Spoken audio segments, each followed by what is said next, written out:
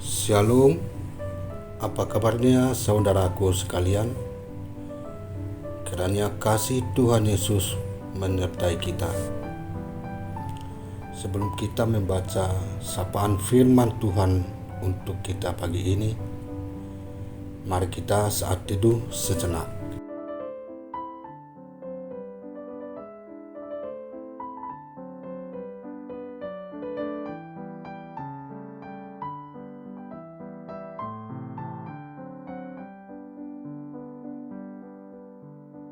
Amin.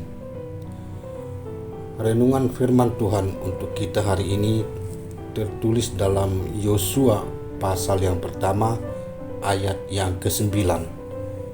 Demikian dikatakan, "Bukankah telah kuperintahkan kepadamu, kuatkan dan teguhkanlah hatimu.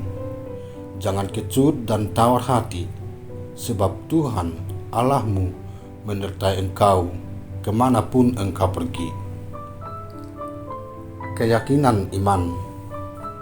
Saudara-saudari yang terkasih, nats renungan kita hari ini adalah mengenai perintah Tuhan kepada hambanya. Yosua adalah pilihan Tuhan dari suku Efraim yang menggantikan Musa untuk memasuki tanah Kanaan atau tanah perjanjian.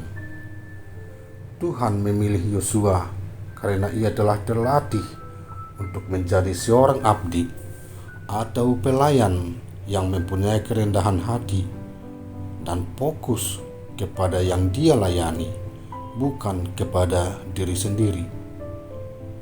Bagaimana Yosua berhasil mengemban perintah Tuhan? Ada beberapa hal yang bisa kita dapati dari seorang Yosua. Yang pertama, karakter dan integritas yang baik, di mana Yosua tidak akan mengkompromikan imannya sekalipun dengan rasa sakit.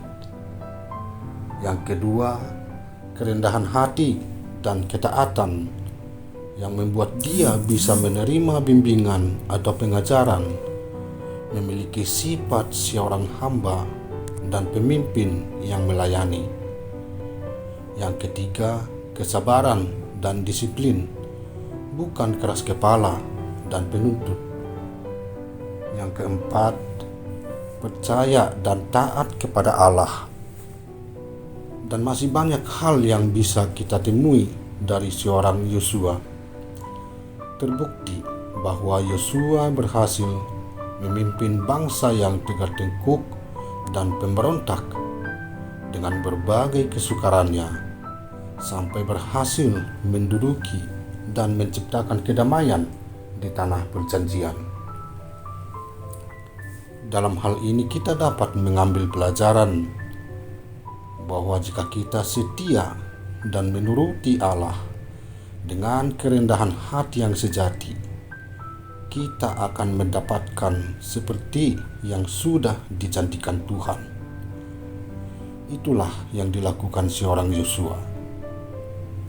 Sebagai pengikut Kristus, kita pun seharusnya bersikap seperti Yosua, baik sebagai pelayan maupun jemaat Tuhan, yang tanpa membelok ke kiri ataupun ke kanan, khawatir, bersungut-sungut, tidak tulus, atau takut gagal.